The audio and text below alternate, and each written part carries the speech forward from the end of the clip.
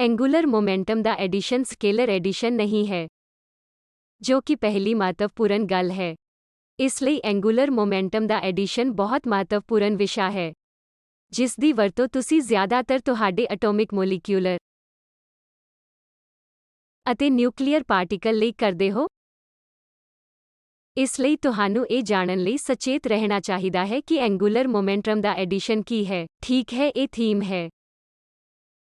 ਇਸ ਲਈ spin half particle ਦਾ ਅਸੀਂ ਸਟ੍ਰੇਂਜਰ ਲੈਚ ਡੇਟਾ ਨੂੰ ਵੇਖ ਕੇ ਵਿਆਪਕ ਅਧਿਐਨ ਕੀਤਾ ਹੈ ਕਿ ਇਸ ਵਿੱਚ ਦੋ ਸਟੇਟਾਂ ਹਨ। ਲੀਨੀਅਰ ਵੈਕਟਰ ਸਪੇਸ 2 ਡਾਇਮੈਂਸ਼ਨਲ ਹੈ। ਠੀਕ। ਪਰ ਤਕਨੀਕੀ ਤੌਰ ਤੇ ਇੱਕ ਵਾਰ ਮੈਂ ਕਿਹਾ ਕਿ ਸਪਿਨ ਦਾ ਅੱਧਾ ਪਾਰਟੀਕਲ ਹੈ, ਤੁਹਾਨੂੰ ਯਾਦ ਰੱਖਣ ਦੀ ਲੋੜ ਹੈ ਕਿ ਪਾਰਟੀਕਲ ਭੌਤਿਕ ਸਪੇਸ ਹੈ ਅਤੇ ਇਸ ਵਿੱਚ ਇਟਰਨਲ ਸਪੇਸ ਵੀ ਹੈ। ਇਸ ਲਈ ਤੁਸੀਂ ਭੌਤਿਕ ਸਪੇਸ ਨੂੰ ਪੋਜੀਸ਼ਨ ਆਧਾਰ ਤੇ ਵੀ ਲੈ ਸਕਦੇ ਹੋ ਜਾਂ ਫਿਰ ਤੁਸੀਂ angular momentum basis orbital angular momentum basis ਦੀ ਵਰਤੋਂ ਕਰ ਸਕਦੇ ਹੋ। ਇਸ ਲਈ ਇਹ ਕਿ ਅਸੀਂ ਡਾਇਰੈਕਟ ਪ੍ਰੋਡਕਟ ਸਪੇਸ ਨੂੰ ਕੀ ਕਹਿੰਦੇ ਹਾਂ। ਡਾਇਰੈਕਟ ਪ੍ਰੋਡਕਟ ਸਪੇਸ ਜਾਂ ਟੈਂਸਰ ਪ੍ਰੋਡਕਟ ਸਪੇਸ ਭੌਤਿਕ ਸਪੇਸ ਦਾ ਅਜਿਹਾ ਪ੍ਰੋਡਕਟ ਹੈ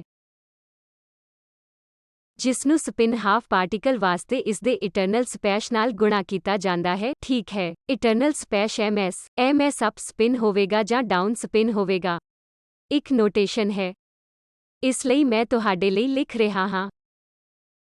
ਇਸ ਲਈ ਜਦੋਂ ਅਸੀਂ ਕੋਈ ਸਟੇਟ ਲਿਖਦੇ ਹਾਂ, ਮੈਂ ਡਾਇਰੈਕਟ ਪ੍ਰੋਡਕਟ ਸਪੇਸ ਵਜੋਂ ਇਸ ਨੂੰ ਲਿਖ ਸਕਦਾ ਹਾਂ।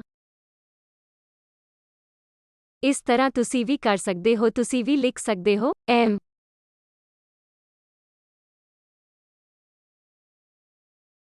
ਠੀਕ ਹੈ, ਮੈਂ ਕੋਈ s ਨਹੀਂ ਰੱਖ ਰਿਹਾ ਹਾਂ ਕਿਉਂਕਿ ਮੈਂ s ਦੇ ਹਾਫ ਬਾਰੇ ਗੱਲ ਕਰ ਰਿਹਾ ਹਾਂ। ਸਿਰਫ ਇਹੀ ਕਾਰਨ ਹੈ ਕਿ ਇਹ ਡਾਇਰੈਕਟ ਪ੍ਰੋਡਕਟ ਸਪੇਸ ਬਰਾਬਰ ਹਨ। ਜਦੋਂ ਮੈਂ l ਕਰਨਾ ਚਾਹੁੰਦਾ ਹਾਂ ਤਾਂ z LML ਨੂੰ ਆਪਰੇਟ ਕਰੇਗਾ ਅਤੇ ਇਹ ms ਤੇ ਇੱਕ ਆਈਡੈਂਟਿਟੀ ਆਪਰੇਟਰ ਵਰਗਾ ਹੋਵੇਗਾ। ਮੰਨ ਲਓ ਮੈਂ s ਕਰਦਾ ਹਾਂ ਤਾਂ z ms ਤੇ ਸੰਚਾਲਿਤ ਹੋਵੇਗਾ ਅਤੇ ਇਹ LML ਤੇ ਇੱਕ ਆਈਡੈਂਟਿਟੀ ਆਪਰੇਟਰ ਹੋਵੇਗਾ। ਕਲੀਅਰ? ਇਸ ਲਈ ਚਾਹੇ ਮੈਂ sz ਆਪਰੇਟਰ ਲਿਖਦਾ ਹਾਂ, ਇਹ ਡਾਇਰੈਕਟ ਪ੍ਰੋਡਕਟ ਸਪੇਸ ਵਿੱਚ ਸੰਬੰਧਿਤ ਸਟੇਟ ਤੇ ਕੰਮ ਕਰੇਗਾ। ਇਸ ਲਈ ਡਾਇਰੈਕਟ ਪ੍ਰੋਡਕਟ ਸਪੇਸ ਵਿੱਚ LZ ਦਾ ਅਰਥ ਇਹੀ ਹੈ, ਚਾਹੇ ਮੈਂ ਇਸ ਤੇ LZ ਆਪਰੇਟਰ ਲਿਖਾਂਗਾ। ਤੁਹਾਨੂੰ ਪਤਾ ਹੋਣਾ ਚਾਹੀਦਾ ਹੈ ਕਿ ਇਸ ਤੇ LZ ਆਪਰੇਟਰ ਤੋਂ ਭਾਵ ਇਹ ਪ੍ਰੋਡਕਟ ਹੈ। ਇਸ ਲਈ ਡਾਇਰੈਕਟ ਪ੍ਰੋਡਕਟ ਸਪੇਸ ਹੈ ਜਿੱਥੇ ਤੁਹਾਡੇ ਕੋਲ ਔਰਬਿਟਲ ਐਂਗੂਲਰ ਮੋਮੈਂਟਮ ਸਪੇਸ ਵੱਖਰੇ ਤੌਰ ਤੇ ਹੈ ਅਤੇ ਐਂਗੂਲਰ ਮੋਮੈਂਟਮ ਨੂੰ ਵੱਖਰੇ ਤੌਰ ਤੇ ਘੁਮਾਉਂਦੇ ਹਨ। ਅਸੀਂ ਇਹ ਕੰਮ ਕਰਦੇ ਹਾਂ। ਇਸ ਲਈ ਜੇਕਰ ਤੁਹਾਡੇ ਕੋਲ ਇੱਕ LZSZ ਹੈ, ਤਾਂ ਤੁਹਾਨੂੰ ਇਸ ਸਟੇਟ ਤੇ LZ ਆਪਰੇਟ ਕਰਨਾ ਹੋਵੇਗਾ ਅਤੇ ਇਸ ਸਟੇਟ ਤੇ SZ ਇਹ ਕ੍ਰਮ ਬਦਲ ਸਕਦਾ ਹੈ। ਇਹੀ ਕਾਰਨ ਹੈ ਕਿ ਤੁਸੀਂ ਕ੍ਰਮ ਕਿਉਂ ਬਦਲ ਸਕਦੇ ਹੋ। ਮੈਨੂੰ ਦੱਸੋ ਕਿ ਇਹ ਦੋ ਵੱਖ-ਵੱਖ ਸਪੇਸਾਂ ਤੇ ਆਉਂਦੇ ਹਨ। ਇਸ ਲਈ LZSZ ਸਿਫਰ ਹਨ। ਉੱਥੇ ਵੱਖ-ਵੱਖ ਸਪੇਸਾਂ ਵਿੱਚ L ਸਕੁਏਅਰ ਵਾਸਤੇ ਇੱਕੋ ਜਿਹੇ ਹੋਲਡ L ਵਰਗ ਵਾਸਤੇ ਵੀ ਇੱਕੋ ਜਿਹੇ ਹਨ। L ਸਕੁਏਅਰ LML ਅਤੇ ML ਸਟੇਟ ਤੇ ਆਈਡੈਂਟਿਟੀ ਤੇ ਕੰਮ ਕਰੇਗਾ ਅਤੇ ਇਸੇ ਤਰ੍ਹਾਂ S ਸਕੁਏਅਰ MS ਸਟੇਟ ਤੇ ਕੰਮ ਕਰੇਗਾ ਅਤੇ LM ਤੇ ਆਈਡੈਂਟਿਟੀ। ਬਸ ਇਸ ਕ੍ਰਮ ਨੂੰ ਬਣਾਈ ਰੱਖਣਾ ਇਸ ਭਾਵ ਵਿੱਚ ਹੈ ਕਿ ਪਹਿਲਾ ਕੇਟ ਦੂਜੇ ਸਪੇਸ ਕੇਟ ਵਿੱਚ ਆਰਬਿਟਲ ਸਪੇਸ ਜਾਂ ਭੌਤਿਕ ਸਪੇਸ ਦਾ ਪ੍ਰਤੀਨਿਧਵ ਕਰਦਾ ਹੈ, ਇਟਰਨਲ ਸਪੇਸ ਦਾ ਪ੍ਰਤੀਨਿਧਵ ਕਰਦਾ ਹੈ। ਇਹ ਸਿਰਫ ਇੱਥੇ ਆਮ ਹੈ। ਤਾਂ ਇਹ L ਸਕੁਏਅਰ LML ਤੇ ਕੀ ਹੁੰਦਾ ਹੈ, ਸਾਰੇ ਇਸ ਤਰ੍ਹਾਂ LZ ਬਾਰੇ ਜਾਣਦੇ ਹਨ। ਇਸ ਲਈ ਮੈਨੂੰ ਇਹ ਦੁਹਰਾਉਣ ਦੀ ਲੋੜ ਨਹੀਂ ਹੈ। ਇਸ ਲਈ L ਸਕੁਏਅਰ L ਗੁਣਾ L ਪਲਸ 1 H ਕਰੋ ਸਕੁਏਅਰ LZ ਇਹ ਹੋਵੇਗਾ। ਤਾਂ direct product space position Kate ਜਾਂ LML ਦੁਆਰਾ ਫੈਲਾਇਆ ਹੋਇਆ ਹੈ ਅਤੇ ML ਦੁਆਰਾ ਦਿੱਤਾ ਗਿਆ ਦੋ ਆਯਾਮੀ ਸਪਿਨ ਸਪੇਸ ਰੋਟੇਸ਼ਨ ਆਪਰੇਟਰ ਨਾਲ ਕੀ ਹੁੰਦਾ ਹੈ। ਰੋਟੇਸ਼ਨ ਆਪਰੇਟਰ ਔਪਚਾਰਿਕ ਤੌਰ ਤੇ ਕਿਸੇ ਵੀ ਸਪਿਨ ਜੇ ਅਸੀਂ ਕਿਵੇਂ ਲਿਖਿਆ, ਸਾਡੇ ਕੋਲ ਇਸ ਦਾ ਇੱਕ ਐਕਸਪੋਨੈਂਸ਼ੀਅਲ ਸੀ ਜਿਸ ਦੀ ਅਸੀਂ ਪਹਿਲਾਂ ਤੋਂ ਹੀ ਵਿਆਖਿਆਨਾਂ ਵਿੱਚ ਵਿਆਪਕ ਤੌਰ ਤੇ ਚਰਚਾ ਕੀਤੀ ਸੀ। ਇਸ ਦੇ ਜੇ ਡੋਟ n ਪਰ ਜੇ ਆਰਬਿਟਲ ਐਂਗੂਲਰ ਮੋਮੈਂਟਮ ਅਤੇ ਸਪਿਨ ਐਂਗੂਲਰ ਮੋਮੈਂਟਮ ਦੇ ਕੁੱਲ ਨਾਲ ਬਣਦਾ ਹੈ। ਉਸ ਰਕਮ ਨੂੰ ਡਾਇਰੈਕਟ ਪ੍ਰੋਡਕਟ ਸਟੇਟ ਵਿੱਚ ਵੇਖਿਆ ਜਾਣਾ ਚਾਹੀਦਾ ਹੈ ਕਿਉਂਕਿ LZ ਵਜੋਂ LML ਵਜੋਂ ਆਪਰੇਟ ਕਰੇਗਾ SZ ML ਤੇ ਆਪਰੇਟ ਕਰੇਗਾ। ਹੀ ਯਾਦ ਰੱਖਣਾ ਹੋਵੇਗਾ ਕਿ ਉਸੇ ਤਰ੍ਹਾਂ ਅਸੀਂ ਇਸ UR ਆਪਰੇਟਰ ਨੂੰ ਸਾਫ਼ ਸੁਥਰੇ ਅੰਦਾਜ਼ ਵਿੱਚ ਲਿਖ ਸਕਦੇ ਹਾਂ। ਇਸ ਲਈ UR n hat theta L J dot ਬਟਾ h ਕਰੋਸ ਟਾਈਮ ਥੀਟਾ ਦਾ ਐਕਸਪੋਨੈਂਸ਼ੀਅਲ ਹਨ। L ਨੂੰ L ਡੋਟ n ਬਟਾ h cross theta direct product E ਤੋਂ L S ਡੋਟ n ਬਟਾ h ਕਰੋਸ ਥੀਟਾ ਵਾਸਤੇ E ਵਜੋਂ ਲਿਖਿਆ ਜਾ ਸਕਦਾ ਹੈ, ਜੋ ਕਿ ਸਹੀ ਹੈ। ਇਸ ਲਈ ਇਹ ਆਪਰੇਟਰ LML ਤੇ ਆਪਰੇਟ ਹੋਵੇਗਾ। ਇਹ ਆਪਰੇਟਰ ਇਸ ਆਪਰੇਟ ਤੇ ਆਪਰੇਟ ਹੋਵੇਗਾ। ਇਸ ਲਈ ਜੇਕਰ ਤੁਸੀਂ ਚਾਹੁੰਦੇ ਹੋ ਕਿ ਤੁਹਾਡਾ n hat theta LML crossed ML ਤੇ ਕੀ ਹੈ, ਤਾਂ ਇਹ E2 ਦੱਦਾ IL dot n hat by h cross theta on LML crossed E2 ਦੱਦਾ I S dot n by h cross theta on ML ਹੋਵੇਗਾ। ਸਮਝ ਆਇਆ? ਇਸ ਲਈ ਇਹ ਵੱਖ ਕਰਦਾ ਹੈ। ਇਹ ਇਸ ਤੇ ਆਪਰੇਟ ਕਰਦਾ ਹੈ। L ਆਪਰੇਟਰ ਨੂੰ ਆਈਡੈਂਟਿਟੀ ਆਪਰੇਟਰ ML ਸਟੇਟ ਦੀ ਤਰ੍ਹਾਂ ਮੰਨਿਆ ਜਾਣਾ ਚਾਹੀਦਾ ਹੈ ਅਤੇ S ਆਪਰੇਟਰ ਨੂੰ ਆਈਡੈਂਟਿਟੀ ਆਪਰੇਟਰ ਦੀ ਤਰ੍ਹਾਂ ਮੰਨਿਆ ਜਾਣਾ ਚਾਹੀਦਾ ਹੈ। ਇਸ ਲਈ ਜੇ ਉਪਚਾਰਿਕ ਤੌਰ ਤੇ ਯੋਗ ਵਜੋਂ ਹੈ, ਲੋਕ ਇਸ ਨੂੰ ਐਂਗੂਲਰ ਅਤੇ ਸਪਿਨ ਐਂਗੂਲਰ ਮੋਮੈਂਟਮ ਦੇ ਕੁੱਲ ਵਜੋਂ ਲਿਖਣਗੇ। ਤੁਹਾਨੂੰ ਯਾਦ ਰੱਖਣਾ ਚਾਹੀਦਾ ਹੈ ਕਿ ਇਹ ਡਾਇਰੈਕਟ ਪ੍ਰੋਡਕਟ ਸਪੈਸ਼ ਤੇ ਹੈ। ਤਾਂ ਇਹ ਉਹੀ ਹੈ ਜੋ ਮੈਂ ਉਪਚਾਰਿਕ ਤੌਰ ਤੇ ਕਹਿਣ ਦੀ ਕੋਸ਼ਿਸ਼ ਕਰ ਰਿਹਾ ਸੀ ਜਦੋਂ ਮੈਂ ਡਾਇਰੈਕਟ ਪ੍ਰੋਡਕਟ ਸਪੈਸ਼ ਤੇ ਜੇ ਆਪਰੇਟਰ ਲਿਖਦਾ ਹਾਂ। LML L operator ML state ਤੇ ਆਈਡੈਂਟਿਟੀ ਵਜੋਂ ਮੰਨਿਆ ਜਾਣਾ ਚਾਹੀਦਾ ਹੈ ਅਤੇ ਇਸ ਤਰ੍ਹਾਂ LML ਸਟੇਟ ਟਾਈਮਸ MS ਤੇ ਸਪਿਨ ਆਪਰੇਟਰ ਲਈ ਆਈਡੈਂਟਿਟੀ ਨੂੰ ਕਈ ਟੈਕਸਟਬੁੱਕਸ ਨਹੀਂ ਲਿਖਦੀਆਂ। ਕਈ ਟੈਕਸਟਬੁੱਕਸ ਜੇ ਨੂੰ L+S ਲਿਖਦੀਆਂ ਹਨ, ਪਰ ਜਦੋਂ ਤੁਸੀਂ ਡਾਇਰੈਕਟ ਪ੍ਰੋਡਕਟ ਤੇ ਆਪਰੇਟ ਕਰਦੇ ਹੋ ਤਾਂ ਤੁਹਾਨੂੰ ਇਹ ਯਕੀਨੀ ਬਣਾਉਣਾ ਹੋਵੇਗਾ ਕਿ ਇਹ ਡਾਇਰੈਕਟ ਪ੍ਰੋਡਕਟ ਸਪੈਸ਼ ਤੇ ਇਸ ਤਰ੍ਹਾਂ ਕੀਤਾ ਜਾਣਾ ਚਾਹੀਦਾ ਹੈ। ਇਹ ਤੁਹਾਡੇ ਦਿਮਾਗ ਵਿੱਚ ਹੈ ਜਦੋਂ ਤੁਸੀਂ ਕਰ ਰਹੇ ਹੁੰਦੇ ਹੋ ਤਾਂ ਉਹ ਇਹ ਆਈਡੈਂਟਿਟੀ ਕਿਤੇ ਨਹੀਂ ਲਿਖਦੇ। ਕਈ ਕਿਤਾਬਾਂ ਵਿੱਚ ਨਹੀਂ ਲਿਖਦੇ, ਉਹ L+S ਲਿਖਦੇ ਹਨ। ਪਰ ਤਕਨੀਕੀ ਤੌਰ ਤੇ ਤੁਹਾਨੂੰ ਪਤਾ ਹੋਣਾ ਚਾਹੀਦਾ ਹੈ ਕਿ ਡਾਇਰੈਕਟ ਪ੍ਰੋਡਕਟ ਸਪੈਸ਼ ਤੇ ਇਹ ਆਰਬਿਟਲ ਐਂਗੂਲਰ ਮੋਮੈਂਟਮ ਆਪਰੇਟਰ ਵਾਸਤੇ ਇਟਰਨਲ ਸਪੈਸ਼ ਦੀ ਆਈਡੈਂਟਿਟੀ ਹੈ ਅਤੇ ਪੋਜੀਸ਼ਨ ਸਪੈਸ਼ ਵਿੱਚ ਸਪਿਨ ਆਪਰੇਟਰ ਲਈ ਆਈਡੈਂਟਿਟੀ ਹੈ। ਕੁਝ ਚੀਜ਼ਾਂ ਹਨ ਜੋ ਮੈਂ ਚਾਹੁੰਦਾ ਹਾਂ ਕਿ ਖੁਦ ਜਾਂਚ ਕਰੋ ਕਿ ਇਸ ਆਰਬਿਟਰੇਟਰੀ ਸਟੇਟ ਤੇ ਇਸ ਆਪਰੇਟ ਤੇ ਸਕੁਏਅਰ ਲੈ ਸਕਦੇ ਹਾਂ।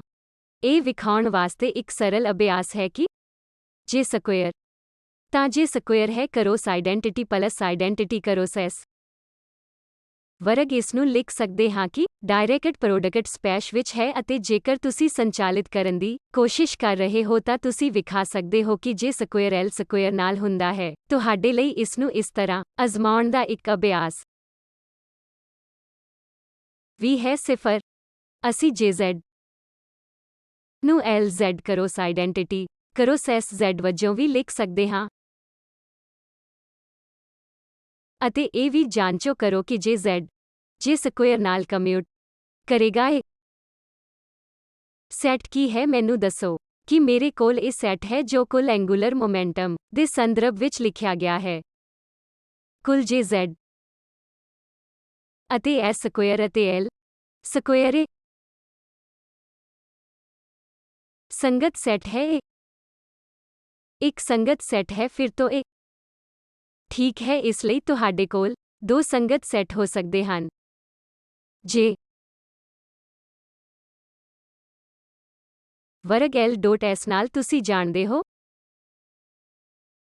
ਕਿ ਇਹ ਠੀਕ ਹੈ, ਪਰ ਮੈਂ ਸਿਰਫ ਇਹ ਕਹਿਣ ਦੀ ਕੋਸ਼ਿਸ਼ ਕਰ ਰਿਹਾ ਹਾਂ ਕਿ L ਡੋਟ S ਇੱਥੇ ਆਮ ਤੌਰ ਤੇ ਤੁਸੀਂ ਇਸ ਨੂੰ ਆਪਣੇ ਲਈ ਜਾਂਚ ਸਕਦੇ ਹੋ ਜੇ L cross plus identity cross S ਹੈ।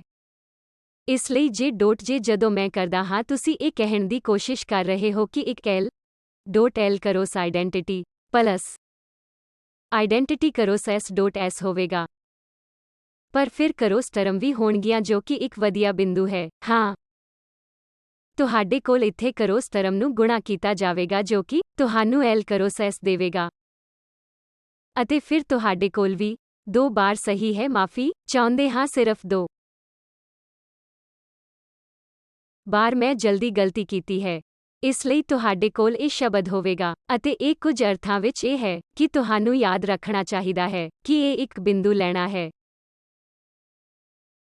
ਜੇਕਰ ਤੁਸੀਂ ਜਾਣਦੇ ਹੋ ਕਿ ਭਲੇ ਹੀ ਮੈਂ ਲਿਖਦਾ ਹਾਂ ਕਿਉਂਕਿ ਇਹ ਸਾਈਡ ਇੱਕ ਸਕੇਲਰ ਹੈ, ਇਸ ਲਈ ਤੁਹਾਨੂੰ ਧਿਆਨ ਰੱਖਣਾ ਹੋਵੇਗਾ ਕਿ ਇਹ ਇੱਕ ਸਕੇਲਰ ਹੈ, ਇਸ ਲਈ ਇਹ ਇਸ ਜਾਣਕਾਰੀ ਤੇ ਨਿਰਭਰ ਕਰੇਗਾ। ਮੈਂ ਚਾਹੁੰਦਾ ਹਾਂ ਕਿ ਤੁਸੀਂ ਜਾਂਚ ਲਓ ਇਹ ਠੀਕ ਹੈ। ਇਸ ਲਈ ਮੈਂ ਸਿਰਫ ਇਹ ਦੱਸਣ ਦੀ ਕੋਸ਼ਿਸ਼ ਕਰ ਰਿਹਾ ਹਾਂ ਕਿ ਜੇ ਸਕੁਏਅਰ ਇਹ ਤੁਹਾਡੇ ਲਈ ਜਾਂਚਣ ਵਾਸਤੇ ਹੈ L ਸਕੁਏਅਰ 0 ਦੇ ਬਰਾਬਰ ਹੈ, ਜੇ ਸਕੁਏਅਰ S ਸਕੁਏਅਰ ਦੇ ਨਾਲ 0 ਹੈ, ਤੇ ਤੁਸੀਂ ਜੇ ਸਕੁਏਅਰ ਨੂੰ ਜੇ Z ਦੇ ਨਾਲ ਵੀ ਵਿਖਾ ਸਕਦੇ ਹੋ। ਇਹ ਟ੍ਰਿਵੀਅਲ ਹੈ, ਅਸੀਂ ਸਾਰੇ ਜਾਣਦੇ ਹਾਂ। ਤਾਂ ਇਹ ਤੁਹਾਨੂੰ ਇਹ ਸੰਗਤ ਸੈੱਟ ਦਿੰਦਾ ਹੈ ਕਿ ਮੈਂ ਉਸ ਸੰਗਤ ਸੈੱਟ ਨੂੰ ਵੱਡੇ ਤੇ ਪਰਿਭਾਸ਼ਿਤ ਕਰ ਸਕਦਾ ਹਾਂ। ਮੈਂ ਇਸ ਨੂੰ ਪਰਿਭਾਸ਼ਿਤ ਕਰ ਸਕਦਾ ਹਾਂ ਅਤੇ L ਅਤੇ S ਦੀ ਮੈਗਨੇਟ ਕੁਆਂਟਮ ਦੀ ਲੋੜ ਨਹੀਂ ਹੈ, ਪਰ ਮੈਨੂੰ ਕੁੱਲ J ਦੀ ਮੈਗਨੇਟ ਕੁਆਂਟਮ ਨੰਬਰ ਦੀ ਲੋੜ ਹੈ। ਠੀਕ ਹੈ, ਤਾਂ ਮੈਂ ਲਿਖਾਂਗਾ ਜੇ ਕੁੱਲ ਮੈਗਨੇਟਿਕ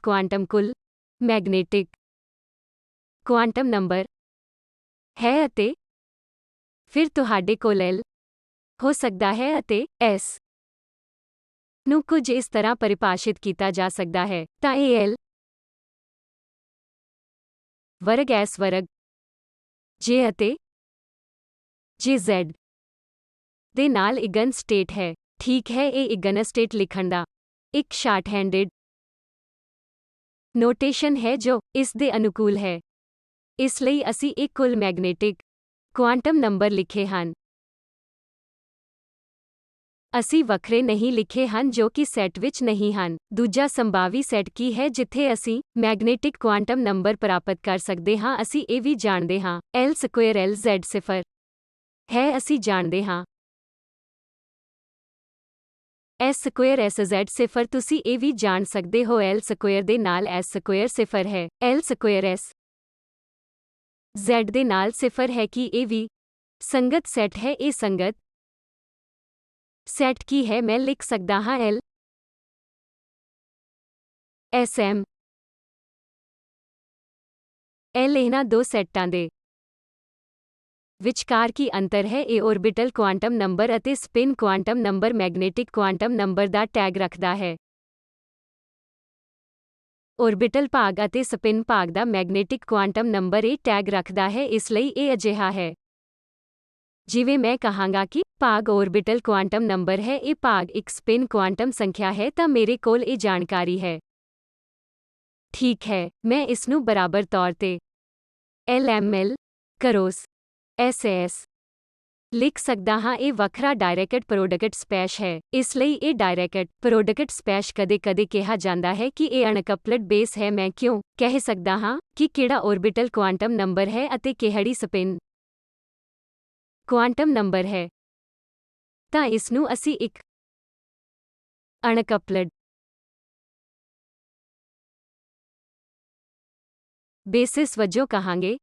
ਇਹ ਵੀ ਇੱਕ ਸੈੱਟ ਹੈ, ਇਸ ਲਈ ਇਹ ਇੱਕ ਸੈੱਟ ਅਨੁਕੂਲ ਸਟੇਟ ਹੈ ਅਤੇ ਬੇਸਿਸ ਨੂੰ ਅਨਕਪਲਡ ਬੇਸ ਕਿਹਾ ਜਾਂਦਾ ਹੈ। ਇਸ ਦਾ ਕਾਰਨ ਇਹ ਹੈ ਕਿ ਇਹ ਵੱਖਰੇ ਤੌਰ ਤੇ ਆਰਬਿਟਲ ਹੈ ਅਤੇ ਇਸ ਦੀ ਇਗਰਨੈਟਿਕ ਕੁਆਂਟਮ ਨੰਬਰ ਅਤੇ ਸਪਿਨ ਅਤੇ ਇਸ ਦੇ ਮੈਗਨੇਟਿਕ ਕੁਆਂਟਮ ਨੂੰ ਟੈਗ ਬੰਦ ਰੱਖਦਾ ਹੈ। ਹੋਰ ਬੇਸਾਂ ਜੋ ਮੈਂ ਲਿਖੀਆਂ ਹਨ ਉਹ ਵੀ ਇੱਕ ਅਤੇ ਬਰਾਬਰ ਸੰਗਤ ਸੈੱਟ ਹਨ, ਪਰ ਫਿਰ ਉਹ ਕੁੱਲ J ਅਤੇ ਕੁੱਲ ਮੈਗਨੇਟਿਕ ਕੁਆਂਟਮ ਨੰਬਰ ਦਾ ਟਰੈਕ ਰੱਖਦਾ ਹੈ ਜੋ ਇੱਕ ਕਪਲਰ ਦੀ ਤਰ੍ਹਾਂ ਹੈ। ਇਹ ਕੰਬਾਈਨ ਹੈ, ਤੁਸੀਂ ਨਹੀਂ ਜਾਣਦੇ ਕਿ ਕਿਹੜਾ ਕੰਪੋਨੈਂਟ ਆਰਬਿਟਲ ਹੈ, ਇਸ ਵਿੱਚ ਕਿਹੜਾ ਕੰਪੋਨੈਂਟ ਸਪਿਨ ਕਰਦਾ ਹੈ। ਜਿੱਥੇ ਤੁਸੀਂ ਕਿਸੇ ਅਰਥ ਵਿੱਚ ਨਹੀਂ ਬਣਾ ਸਕਦੇ ਹੋ, ਅਸੀਂ ਇਸ ਨੂੰ ਇੱਕ ਅਤੇ ਬਰਾਬਰ ਆਧਾਰ ਕਹਿੰਦੇ ਹਾਂ ਜਿਸ ਨੂੰ ਕਪਲਡ ਬੇਸ ਕਿਹਾ ਜਾਂਦਾ ਹੈ। ਠੀਕ ਹੈ, ਇਸ ਨੂੰ ਕਪਲਡ ਬੇਸ ਕਿਹਾ ਜਾਂਦਾ ਹੈ। ਤੁਹਾਡੇ ਕੋਲ ਵਿਅਕਤੀਗਤ ਆਈਡੈਂਟਿਟੀ ਨਹੀਂ ਹੈ ਕਿ ml ਦੇ ਅਨੁਰੂਪ ਮੈਗਨੇਟਿਕ ਕੁਆਂਟਮ ਨੰਬਰ ਕੀ ਹੈ ਅਤੇ ms ਦੇ ਅਨੁਰੂਪ ਮੈਗਨੇਟਿਕ ਕੁਆਂਟਮ ਨੰਬਰ ਕੀ ਹੈ। ਮੰਨ ਲਓ ਕਿ ਮੈਂ ਕਹਿੰਦਾ ਹਾਂ ਕਿ m ਕੋਈ ਵੈਲਿਊ ਹੈ। ਇਸ ਨੂੰ ਸਾਰੀਆਂ ਸੰਭਾਵਿਤ ਚੀਜ਼ਾਂ ਤੋਂ ਬਣਾਇਆ ਜਾ ਸਕਦਾ ਹੈ, ਇਸ ਲਈ ਇਸ ਨੂੰ ਕਪਲਡ ਬੇਸਿਸ ਕਿਹਾ ਜਾਂਦਾ ਹੈ ਅਤੇ ਦੂਜੇ ਨੂੰ ਅਨਕਪਲਡ ਬੇਸਿਸ ਕਿਹਾ ਜਾਂਦਾ ਹੈ। ਜਦੋਂ ਤੱਕ ਤੁਸੀਂ ਇੱਕ ਸਿਸਟਮ ਵਿੱਚ ਹੋ, ਖਾਸ ਤੌਰ ਤੇ ਤੁਹਾਡੇ ਐਕਸਪੈਰੀਮੈਂਟਲ ਸਿਸਟਮ ਵਿੱਚ, ਜੇਕਰ ਕੋਈ ਇੰਟਰੈਕਸ਼ਨ ਨਹੀਂ ਹੈ, ਜਿਵੇਂ ਕਿ ਉਸਨੇ ਪਹਿਲਾਂ ਹੀ ਦੱਸਿਆ ਹੈ ਕਿ ਜੇਕਰ ਤੁਹਾਡੇ ਕੋਲ L.S ਹੈ ਤਾਂ ਠੀਕ ਹੈ। ਜੇਕਰ ਤੁਹਾਡੇ ਕੋਲ ਹੈ, ਮੰਨ ਲਓ ਕਿ ਮੇਰੇ ਕੋਲ ਹੈ, ਜੇਕਰ ਤੁਸੀਂ ਇੱਕ ਮੈਗਨੇਟਿਕ ਖੇਤਰ ਨੂੰ ਚਾਲੂ ਕਰਦੇ ਹੋ ਤਾਂ ਤੁਹਾਡੇ ਕੋਲ ਮੈਗਨੇਟਿਕ ਫੀਲਡ ਦੇ Lz ਟਾਈਮ ਤੇ ਨਿਰਭਰ ਹੁੰਦਾ ਹੈ ਅਤੇ ਸਪਿਨ ਮੈਗਨੇਟਿਕ ਮੋਮੈਂਟ ਜੋ ਸਪਿਨ ਕੁਆਂਟਮ ਨੰਬਰ ਤੇ ਨਿਰਭਰ ਕਰਦਾ ਹੈ। ਮੰਨ ਲਓ ਕਿ ਤੁਹਾਡੇ ਕੋਲ L.Z ਟਰਮ L.S ਟਰਮ ਹੈ। ਇਸ ਲਈ ਐਕਸਪੈਰੀਮੈਂਟਲੀ ਅਜਿਹਾ ਹੋ ਸਕਦਾ ਹੈ ਕਿ ਇਹ ਕਾਲ ਸਪਿਨ ਆਰਬਿਟ ਇੰਟਰੈਕਸ਼ਨ ਹੈ। ਠੀਕ ਇਸ ਲਈ ਆਮ ਤੌਰ ਤੇ ਤੁਹਾਡਾ ਹੈਮਿਲਟਨ ਸ਼ੁਰੂ ਕਰਨ ਵਾਸਤੇ ਮੈਨੂੰ ਸ਼ੁਰੂਆਤੀ ਹੈਮਿਲਟਨ ਨੂੰ ਇੱਕ mu ਡੋਟਾ b ਕਹਿੰਦੇ ਹਨ, ਜੋ b orbital p plus spin p ਹੋ ਸਕਦਾ ਹੈ। ਆਓ ਅਸੀਂ b ਨੂੰ z ਦਿਸ਼ਾ ਵਿੱਚ ਲੈ ਜਾਓ, b ਨੂੰ ਮੋਡ b z ਕੈਪ ਵਜੋਂ ਲਓ। ਤੁਹਾਡੇ ਕੋਲ ਉਹ ਹੋ ਸਕਦਾ ਹੈ ਕਿ HLZ plus SZ time b ਦੇ ਸਮਾਨੁਪਾਤੀ ਹੋਵੇ। ਇੱਥੇ LZ ਵੱਖ ਹੈ, PS ਵੱਖ ਹੈ, ਪਰ ਮੈਂ ਕੁਝ ਇੰਟਰੈਕਸ਼ਨ ਨੂੰ ਚਾਲੂ ਕਰ ਸਕਦਾ ਹਾਂ ਜੋ L.S ਹਨ। ਇਸ ਲਈ ਜੇਕਰ ਮੈਂ ਇਸ ਤਰ੍ਹਾਂ ਇੰਟਰੈਕਸ਼ਨ ਕਰਦਾ ਹਾਂ ਤਾਂ ਸਾਨੂੰ ਕਪਲਡ ਬੇਸਾਂ ਤੇ ਜਾਣ ਦੀ ਆਗਿਆ ਮਿਲਦੀ ਹੈ, ਕਿਉਂਕਿ ਤੁਸੀਂ ਇਹ ਲਿਖਣ ਦੀ ਕੋਸ਼ਿਸ਼ ਕਰ ਸਕਦੇ ਹੋ ਕਿ ਕੁੱਲ ਐਂਗੂਲਰ ਮੋਮੈਂਟਮ ਕੀ ਹੈ। ਉਹ ਤੁਹਾਡੇ ਨਾਲ ਕੰਮ ਕਰਨਾ ਸ਼ੁਰੂ ਕਰਦੇ ਹਨ। ਇਸ ਨੂੰ ਅਨਕਪਲਡ ਦੇ ਬੇਸ ਤੇ ਕਰ ਸਕਦੇ ਹਾਂ, ਇਹ ਕਪਲਡ ਦੇ ਬੇਸ ਤੇ ਕਰ ਸਕਦੇ ਹੋ। ਦੋਵੇਂ ਬਰਾਬਰ ਹਨ, ਮੇਰਾ ਮਤਲਬ ਬਰਾਬਰ ਹਨ। ਇਸ ਲਈ ਜੇਕਰ ਤੁਹਾਨੂੰ ਯਾਦ ਹੈ ਕਿ ਅਸੀਂ ml ਵੈਕਟਰ ਸਪੇਸ ਵਿੱਚ ਅਜਿਹਾ ਕਦੋਂ ਕੀਤਾ ਸੀ, ਸਾਡੇ ਕੋਲ ਇੱਕ ਬੇਸ ਸੀ, ਸਾਡੇ ਕੋਲ ਇੱਕ ਅਤੇ ਬਰਾਬਰ ਬੇਸ ਸੀ, ਫਿਰ ਉਹਨਾਂ ਬੇਸਾਂ ਨਾਲ ਸੰਬੰਧਿਤ ਤਾਂ ਕਿ ਤੁਸੀਂ ਰਿਟਰਾਂਸਫੋਰਮੇਸ਼ਨ ਕਰ ਸਕੋਂ ਜਿਸ ਦੁਆਰਾ ਇੱਕ ਨੂੰ ਦੂਜੇ ਨਾਲ ਜੋੜਿਆ ਜਾ ਸਕਦਾ ਹੈ। ਠੀਕ ਹੈ, ਇਸ ਤਰ੍ਹਾਂ ਅਜਿਹੇ ਸਿਸਟਮ ਵਾਸਤੇ ਤੁਸੀਂ ਅਨਕਪਲਡ ਬੇਸਾਂ ਜਾਂ ਕਪਲਡ ਬੇਸਾਂ ਦੇ ਨਾਲ ਕੰਮ ਕਰ ਸਕਦੇ ਹੋ। ਕਦੇ-ਕਦੇ ਕਪਲਡ ਬੇਸ ਸੁਵਿਧਾਜਨਕ ਹੋਵੇਗਾ ਅਤੇ ਫਿਰ ਤੁਹਾਨੂੰ ਇਹ ਵੀ ਪਤਾ ਹੋਣਾ ਚਾਹੀਦਾ ਹੈ ਕਿ ਬੇਸ ਦੇ ਦੂਜੇ ਬੇਸ ਤੇ ਕਿਵੇਂ ਜਾਣਾ ਹੈ। ਅਤੇ ਇਹ ਮੈਟ੍ਰਿਕਸ ਪ੍ਰਸਿੱਧ ਮੈਟ੍ਰਿਕਸ ਹੈ। ਤੁਹਾਡੇ ਕੋਲ LS GM ਹੈ। ਤੁਹਾਡੇ ਕੋਲ LS ML ਵੀ ਹੋ ਸਕਦਾ ਹੈ ਅਤੇ ਤੁਹਾਡੇ ਕੋਲ ਯੂਨਿਟਰੀ ਮੈਟ੍ਰਿਕਸ ਹੈ। ਇਹ ਉਹਨਾਂ ਨੂੰ ਸੰਬੰਧਿਤ ਕਰਦਾ ਹੈ। ਠੀਕ ਹੈ, ਦੋਵੇਂ ਬਰਾਬਰ ਹਨ, ਮੇਰਾ ਮਤਲਬ ਕਿ ਇਸ ਵੈਕਟਰ ਸਪੇਸ ਦੇ ਆਯਾਮ ਦੇ ਬਰਾਬਰ ਇਸ ਵੈਕਟਰ ਸਪੇਸ ਦੇ ਆਯਾਮ ਦੇ ਬਰਾਬਰ ਹੋਣਾ ਚਾਹੀਦਾ ਹੈ। ਅਸੀਂ ਇਹ ਜਾਂਚ ਕੀਤੀ ਹੈ, ਪਰ ਇੱਕ ਵਾਰ ਜਦੋਂ ਮੈਂ ਬਰਾਬਰ ਹੁੰਦਾ ਹਾਂ ਕਿ ਆਪਣੇ ਦੋ ਆਯਾਮੀ ਵੈਕਟਰ ਸਪੇਸ ਵਿੱਚ ਬੇਸ ਦਾ ਰੋਟੇਸ਼ਨ ਕੀਤਾ ਤਾਂ ਤੁਹਾਨੂੰ ਤਿੰਨ ਆਯਾਮੀ ਵੈਕਟਰ ਸਪੇਸ ਦੀ ਲੋੜ ਹੋ ਸਕਦੀ ਹੈ। ਇਹ ਹੁਣ ਵੀ ਦੋ ਆਯਾਮੀ ਹੈ। ਯੂਨਿਟਰੀ ਟਰਾਂਸਫੋਰਮੇਸ਼ਨ ਵੈਕਟਰ ਦੀ ਡਾਇਮੈਂਸ਼ਨਲ ਨਹੀਂ ਲੈਂਦਾ ਹੈ। ਇਸ ਵੈਕਟਰ ਸਪੇਸ ਦਾ ਡਾਇਮੈਂਸ਼ਨਲ ਕੀ ਹੈ? 2s ਪਲਸ 2l ਪਲਸ 1 ਤਾਂ ਉਸ ਵੈਕਟਰ ਸਪੇਸ ਦਾ ਡਾਇਮੈਂਸ਼ਨਲ ਹੈ ਜੋ ਇੱਕ ਅਨਕਪਲਡ ਵੈਕਟਰ ਸਪੇਸ ਹੈ। ਇਸ ਲਈ ਇੱਥੇ ਮੈਂ ਨਿਰਧਾਰਿਤ ਨਹੀਂ ਕਰ ਰਿਹਾ ਹਾਂ ਕਿ ਜੇ ਨਿਰਧਾਰਿਤ ਹੀ ਹੈ ਜੇ ਕੀ ਹੈ, ਪਰ ਯਕੀਨੀ ਤੌਰ ਤੇ m-j ਪਲਸ ਤੱਕ ਜਾਵੇਗਾ ਜੋ ਕਿ ਹਰ j ਵਾਸਤੇ ਐਂਗੂਲਰ ਮੋਮੈਂਟਮ ਬੀਜਗਣਿਤ ਦੀ ਪਰਿਭਾਸ਼ਾ ਹੈ। ਪਰ ਇੱਥੇ ਜੇ ਦੇ ਬਹੁਤ ਸਾਰੇ ਮੁੱਲ ਹਨ। ਇੱਕ ਖਾਸ ਜੇ ਵਾਸਤੇ ਆਯਾਮ ਕੀ ਹੈ? ਇਹ 2 ਜੇ ਪਲਸ 1 ਹੈ ਅਤੇ ਫਿਰ ਤੁਹਾਨੂੰ ਕੁਝ ਜੇ ਤੇ ਯੋਗ ਕਰਨਾ ਹੈ।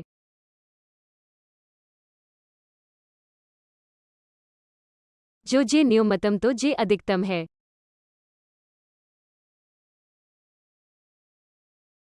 ਮੈਂ ਇਹ ਨਹੀਂ ਕੀਤਾ ਕਿ ਜੇ ਦਾ ਕੀ मान ਹੈ।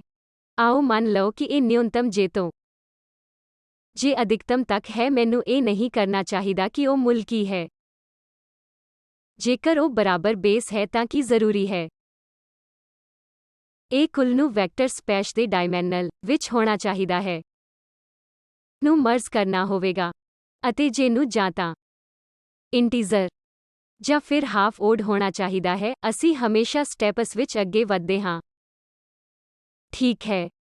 ਇਸ ਲਈ ਇਹ ਪ੍ਰਤੀਬੰਧ ਹੈ ਜੋ ਸਾਡੇ ਕੋਲ ਹਨ ਅਤੇ ਮੈਟ੍ਰਿਕਸ ਹੈ ਜੋ ਇਸ ਮੈਟ੍ਰਿਕਸ ਦੇ ਸੰਬੰਧ ਨੂੰ ਬਰਾਬਰ ਮੰਨਦਾ ਹੈ ਦੇ ਆਧਾਰ ਤੇ ਡਾਇਰੈਕਟ ਡਾਇਮੈਂਸ਼ਨ ਦੇ ਬੇਸਿਸ ਨਾਲ ਸੰਬੰਧਿਤ ਹੈ। ਅਸੀਂ ਇਸ ਮੈਟ੍ਰਿਕ ਨੂੰ ਕਿਵੇਂ ਲਿਖ ਸਕਦੇ ਹਾਂ? ਅਸੀਂ ਇਹ ਵੀ ਜਾਣਦੇ ਹਾਂ ਕਿ ਇਸ ਨਾਲ ਕੀ ਹੁੰਦਾ ਹੈ। ਸਾਨੂੰ ਇਹ ਕਰਨ ਦਿਓ। ਅਸੀਂ ਇਹ ਇਨਸਰਟ ਕਰ ਸਕਦੇ ਹਾਂ। ਇਸ ਲਈ ਜੇਕਰ ਮੈਂ ਇਹ ਲੈਂਦਾ ਹਾਂ, ਮਾਫ ਕਰਨਾ। ਜੇਕਰ ਮੈਂ ਇਹ ਲੈਂਦਾ ਹਾਂ, ਮੈਂ ਇਹ ਇਨਸਰਟ ਕਰਦਾ ਹਾਂ।